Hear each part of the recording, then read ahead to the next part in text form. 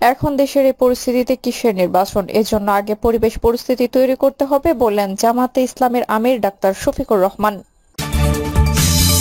জানাবো পিআর পদ্ধতি নির্বাচনে আওয়ামী লীগ যেভাবে উপকৃত হতে পারে। চাংখারপুলে হত্যাকাণ্ড, যার নির্দেশে নির্বিচারে গুলি চালিয়ে উল্লাস করে পুলিশ। এবং সর্বশেষে জানাবো বাংলাদেশে ভবিষ্যতে আওয়ামী লীগ বলে কোনো রাজনৈতিক দল থাকবে না বললেন বিএনপির vice chairman doctor Asaduzzaman Ripon. এতক্ষণ শুনলেন সংবাদ শিরোনাম, এবারে বিস্তারিত। এখন দেশের এই পরিস্থিতিতে কিসের নির্বাচন, এজন্য আগে পরিবেশ পরিস্থিতি তৈরি করতে হবে বললেন জামাত ইসলামের আমির ডাক্তার শফিকুর রহমান। এখন দেশের এই পরিস্থিতিতে কিসের নির্বাচন, আগে সুষ্ঠু পরিবেশ তৈরি করতে হবে এমন মন্তব্য করেছেন বাংলাদেশ জামাত ইসলামের আমির ডাক্তার শফিকুর রহমান। তিনি বলেন, পাটগ্রাম আমাদের চোখের সামনে, এখন দেশের এই পরিস্থিতি বিরাজ করছে। এই অবস্থায় কোনোভাবে সুষ্ঠু নির্বাচন সম্ভব নয়। এজন্য আগে পরিবেশ পরিস্থিতি তৈরি করতে হবে। এই পরিবেশে তৈরির লক্ষ্যে আমরা সংস্কারের প্রস্তাব দিয়েছি। নির্বাচন প্রসঙ্গে ডাক্তার শফিকুর রহমান আরো বলেন, নির্বাচনের পূর্বে অবশ্যই রাজনৈতিক সংস্কার করতে হবে এবং সকলের অংশগ্রহণে একটি ভালো ও গ্রহণযোগ্য নির্বাচন আয়োজন করতে হবে। তিনি বলেন, জামাত ইসলামী সবসময় সহিংসতার বিরুদ্ধে, আমরা সবসময় মব পলিটিক্সের ঘোর বিরোধী। এটা 1972 সাল থেকেই আমরা বলে আসছি। পিআর পদ্ধতি নির্বাচনে আওয়ামী লীগ যেভাবে উপকৃত হতে পারে। ত্রয়োদশ জাতীয় সংসদ নির্বাচনের পদ্ধতি নিয়ে নতুন বিতর্ক শুরু হচ্ছে। আনুপাতিক প্রতিনিধিত্ব বা পিআর নির্বাচনী ব্যবস্থা নাকি সরাসরি ভোট, এ নিয়ে দলগুলোর পাল্টাপাল্টি অবস্থান এখন দৃশ্যমান। বিএনপি এবং এর মিত্র কিছু দল সংসদীয় আসনে সরাসরি ভোটের বিদ্যমান ব্যবস্থার পক্ষেই রয়েছে, কিন্তু জামাত সহ ইসলামপন্থী বিভিন্ন দল ও কিছু বামপন্থী দল ও সংখ্যানুপাতিক হারে ভোট এবং জাতীয় নির্বাচনের আগে স্থানীয় সরকার নির্বাচনের দাবিকে সামনে এনেছে। এমন প্রেক্ষাপটে রাজনৈতিক বিশ্লেষকরা মনে করেছেন, পিআর পদ্ধতিতে নির্বাচন হলে আওয়ামী লীগও পরোক্ষভাবে উপকৃত হওয়ার যথেষ্ট সুযোগ রয়েছে। আর জুলাই গণঅভ্যুত্থানের পরবর্তী পরিস্থিতিতে আনুষ্ঠানিক বা অনুষ্ঠিত হতে যাওয়া এবারের নির্বাচনে সংসদে আওয়ামী লীগকে ঠেকাতে একাত্তা অন্যান্য রাজনৈতিক দলগুলো। নির্বাচন পদ্ধতিকে ঘিরে রাজনৈতিক দলগুলোর মধ্যে দৃশ্যত যে বিভক্তি তৈরি হচ্ছে, সেটিকে আওয়ামী লীগ যেন সুযোগ হিসেবে কাজে লাগাতে না পারে।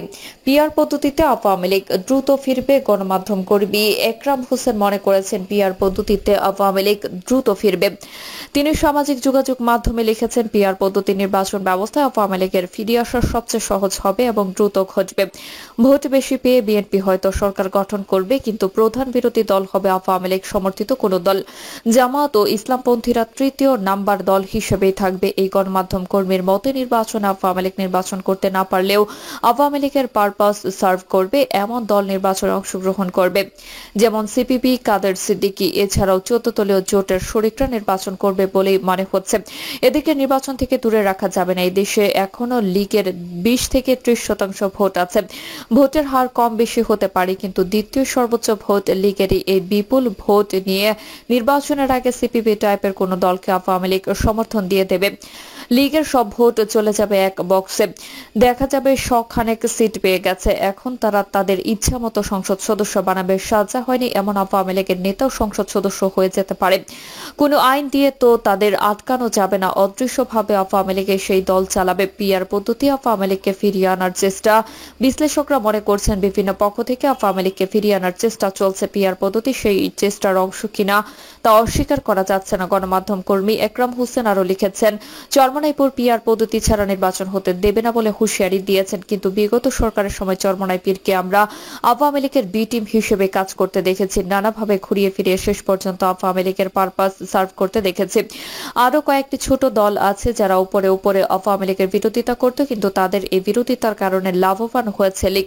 এসব দল এজেন্সি দ্বারা পরিচালিত হতো বলে 5 আগস্টের আগ পর্যন্ত জানতাম, কিন্তু 5 আগস্টের পর তারা বিশাল বিপ্লবী হয়ে গেছে।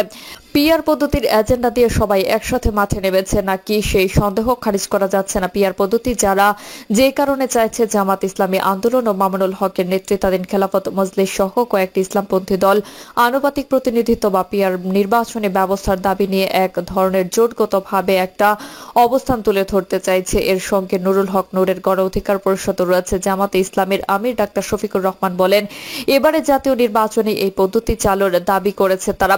এই দাবির পক্ষের অন্য দলগুলোর একাধিক নেতা গণমাধ্যমে বলেছে, নির্বাচনের পদ্ধতি বদলানো এবং স্থানীয় সরকার নির্বাচনের দাবি তুলে তারা সরকার ও একই সঙ্গে বিএনপির উপর চাপ তৈরি করতে চাইছেন।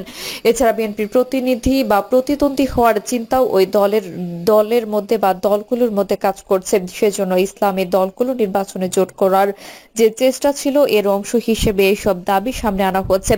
সম্প্রতি আনুপাতিক প্রতিনিধিত্ব বা পিআর নির্বাচনী ব্যবস্থা চালু করা ও আগে স্থানীয় সরকার নির্বাচনের দাবিতে ইসলামী আন্দোলন ঢাকায় একটি সমাবেশ করেছে। সেই সমাবেশে জামাত, খেলাফত মজলিস ও গণ অধিকার পরিষদ সহ ইসলামী দলগুলোর নেতাদের আমন্ত্রণ জানানো হয়েছিল এবং তারা অংশ নিয়েছেন। কিন্তু বিএনপি ও এর ঘনিষ্ঠ মিত্রদের ওই সমাবেশে আমন্ত্রণ জানালে ইসলামী আন্দোলন দলটি বলেছে, বিএনপি যেহেতু সংখ্যাগরিষ্ঠ বা আনুপাতিক ভোটের দাবির পক্ষে নয়, সেজন্য তাদের আমন্ত্রণ জানানো হয়নি। অন্যদিকে বিএনপি নেতারা বলেছেন, ভোটের এই পদ্ধতি তারা কোনোভাবে মেনে নেবেন না। বিশ্লেষকেরা দলগুলোর এই পাল্টাপাল্টি অবস্থানকে রাজনীতিতে বিভক্তি হিসেবে দেখেছেন। আর এই বিভক্তি যেন আওয়ামী লীগে পুনর্বাসনের সুযোগ করে না দেওয়া, সেদিকে খেয়াল রাখা উচিত জুলাই গণ অভ্যুত্থানের পক্ষের শক্তিগুলোর। ইসলামী দলগুলো নির্বাচন পদ্ধতির পরিবর্তন চাওয়ার কারণ, সেই দলগুলো বলছে আনুপাতিক প্রতিনিধিত্ব বা পিআর পদ্ধতিতে একটি নির্বাচন দেওয়া প্রত্যেকটি ভোট কাজে লাগে এবং প্রতিটি ভোট সংসদে সমানভাবে প্রতিনিধিত্ব করে। তাছাড়া একটি নির্বাচনে প্রদত্ত ভোটের সংখ্যা ও হারের ভিত্তিতে সংসদে আসন বন্টন হয়। জামাতের আমির শফিকুর রহমান বলেন, এই পদ্ধতিতে স্বৈরাচার বা কর্তৃত্ববাদী হওয়ার সুযোগ নেই, কিন্তু সরাসরি ভোটের ব্যবস্থায় কোনো দল 51% ভোট পেয়ে যদি সরকার গঠন করে, ওই দল তখন 50% ভোট পাওয়ার অন্য দলগুলোকে বাদ দিয়ে এক আধিপত্য বিস্তার করে। সেজন্য তারা এর পরিবর্তন চান। কিন্তু এখন পদ্ধতি পরিবর্তনের দাবি তোলার পেছনে নির্বাচন প্রলম্বিত করা বা অন্য কোনো উদ্দেশ্য থাকতে পারে বলে বিএনপি সহ বিভিন্ন দল যেই সব অভিযোগ করেছে, সেই অভিযোগ মানতে রাজি নন জামাতের আমির। দলটির আরেক নেতা সৈয়দ মোহাম্মদ আব্দুল্লাহ মোহাম্মদ তাহের বলেন, কোন দল সর্বনিম্ন 1% ভোট পেলেই সংসদে আনুপাতিক প্রতিনিধিত্ব পাবে, এই প্রস্তাবে তারা করেছেন। ফলে বেশিরভাগ দল তাদের প্রতিনিধিত্ব করার সুযোগ পাবে বলে তারা মনে করেছেন।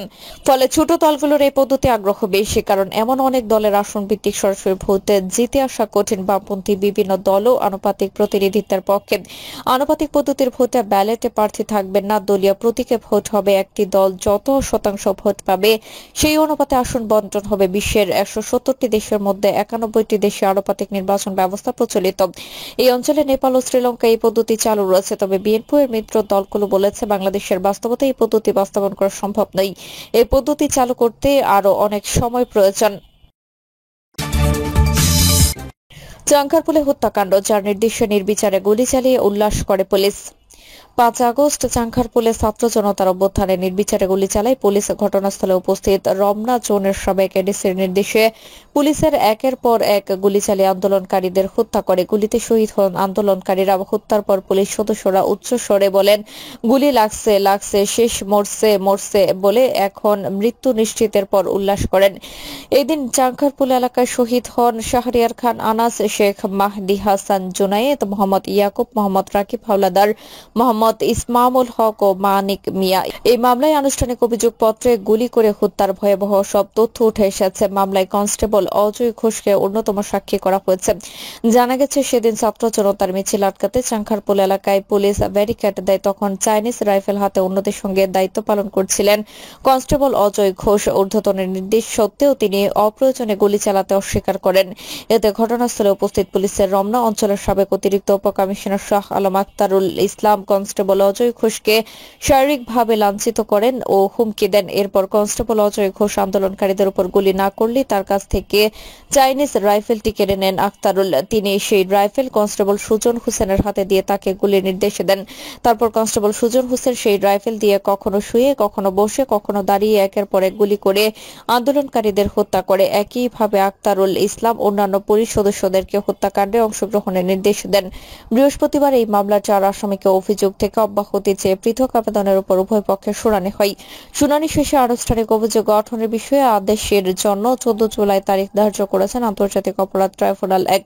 বিচারপতি মোহাম্মদ গোলাম মুর্তজা মজুমদারের নেতৃত্বে 3 সদস্যের ট্রাইব্যুনাল 1 আদেশ দেন। ট্রাইব্যুনালের অপর 2 সদস্য হলেন বিচারপতি মোহাম্মদ শফিউল আলম মাহমুদ ও বিচারক মোহাম্মদ মহিতুল হক এনাম চৌধুরী। জানতে চাইলে প্রসিকিউটর BM সুলতান মাহমুদ বলেন, 5 আগস্ট চাঙ্খারপুল এলাকায় দায়িত্বরত পুলিশ সদস্য কনস্টেবল অজয় ঘোষ তার হাতে চাইনিজ রাইফেল দিয়ে অপ্রয়োজনীয় গুলি করতে অস্বীকার করেন। প্রিয় দর্শক, এই ছিল এখনকার সর্বশেষ সংবাদ। আপডেট সব সংবাদ পেতে চ্যানেলটি সাবস্ক্রাইব করে বেল আইকনটি ক্লিক করে রাখুন।